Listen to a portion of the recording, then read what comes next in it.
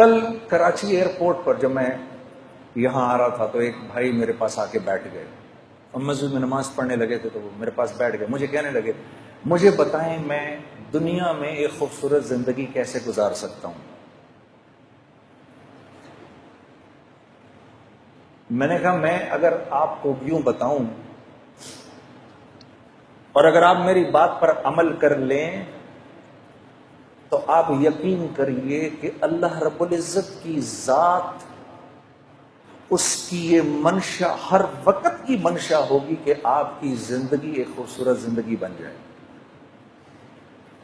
اور جس کے لیے اللہ رب العزت طے فرما لیں کہ اس کی زندگی خوبصورت ہوگی، ساری کی ساری کائنات مل کر اگر اس کی زندگی کو خراب کرنا چاہے، اس کو پریشان کرنا چاہے تو نہیں کر سکتی۔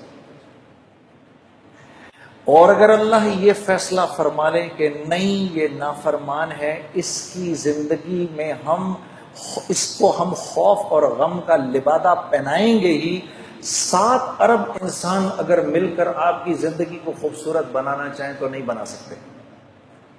اس کو کہتے ہیں لا الہ الا اللہ۔ یہ ہے لا الہ الا اللہ، کہ میری ہر حاجت اللہ کی ذات سے جڑی ہوئی ہے۔ اگر میں اپنی حاجت کو چیزوں کے اندر ڈھونڈوں گا تو میں پریشان ہو جاؤں گا۔ اگر میں یہ سمجھوں گا کہ میرے بھوک کا تعلق میرے معدے سے ہے تو پھر میں مخلوق سے جا کر اپنی ضرورت کو پورا کرنے کی کوشش کروں گا۔ مخلوق تو خود ضرورت مند ہے، انہیں تو خود ضرورت ہے، وہ تو خود بھوکے ہونے والے ہیں تھوڑی دیر کے اندر، اس کو تو خود بھوک لگنے لگی ہے تھوڑی دیر میں۔ میرے دوستوں، بھوک آتی ہے اللہ کے بھوک کے خزانوں سے، اس کا تعلق معدے سے نہیں ہے۔ آج تو یہ بات اتنی عجیب ہے کہ اس بات کو کرو بھی تو مسلمان کی اولاد بھی آپ کی شکل کو ایسے دیکھتی ہے کہ جیسے پتہ نہیں کون سی انوکھی بات کہہ رہا ہوں میں، لیکن یہ سچ ہے، یہ اللہ کی سنت ہے، اس نے کبھی تبدیل نہیں ہونا۔ میرے بندے، وَفِي السَّمَاءِ رِزْقُكُمْ وَمَا تُوعَدُونَ، جو رزق تو اپنا دنیا میں ڈھونڈ رہا ہے اس کا تعلق زمین و آسمان سے، ساری کائنات سے نہیں ہے، یہ تو ہم آسمان سے اتارتے ہیں تیرے لیے، پھر تو جھوٹ کیوں بولتا ہے؟ اب وہ مجھے نوجوان کہہ رہا مجھے بتائیں میں کیا کروں۔ میں نے کہا بھائی دیکھو،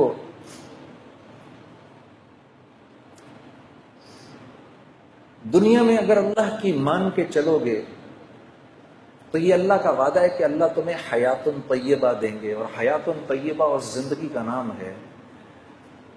جو زندگی اللہ لمبی کر دیتے ہیں، نیک انسان کی زندگی اللہ لمبی کر دیتے ہیں، اس کی تقدیر بدل دیتے ہیں۔ اس کی تقدیر میں جتنے سال لکھے ہوتے ہیں، جب اس کی زندگی کے اندر اپنی فرما برداری دیکھتے ہیں تو اس کی زندگی کے سالوں کو بڑھا دیتے ہیں۔ آسمان سے رزق کے وہ دروازے کھولتے ہیں جو اکثر نہیں کھولتے، اس کے لیے خاص رزق اترتا ہے۔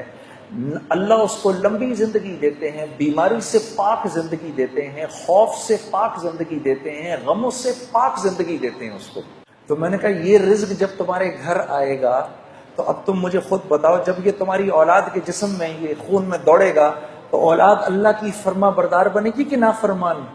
تو میری شکل دیکھنے لگا، پھر کہنے لگا نافرمان۔ میں نے کہا یہ رزق جب بیوی کے خون میں جائے گا وہ وفاداری کرے گی بے وفائی؟ کہنے لگا جی بے وفائی۔ تو میں نے کہا اولاد ہو نافرمان، بیوی ہو بے وفا، تو زندگی سکون میں گزر سکتی ہے؟ میں نے کہا گھر کے جو نوکر چاکر ہیں جب وہ ایک کھائیں گے تو تمہارے ساتھ وفاداری نبھائیں گے کہ بے وفائی کریں گے؟ کہا جی بے وفائی۔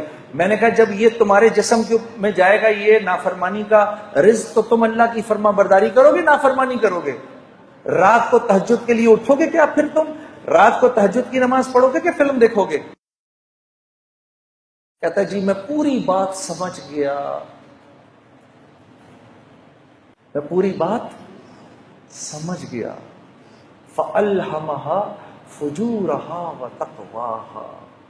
میں نے اس کو اٹھ کے گلے لگایا، میں نے کہا اگر تو نے دل میں اس بات کا عزم بھی کر لیا ہے کہ آج کے بعد میں اللہ کی فرما برداری کروں گا تو خدا را بیٹھ کے میرے لیے دعا کر، اللہ مجھے بھی معاف کر دے کہ اس وقت اللہ کی رحمت نے تجھے ایسے گھیرا ہوا ہے کہ اگر اس بارش کے تھوڑے سے چھینٹے مجھ پر بھی پڑ گئے تو میں بھی نکل جاؤں گا.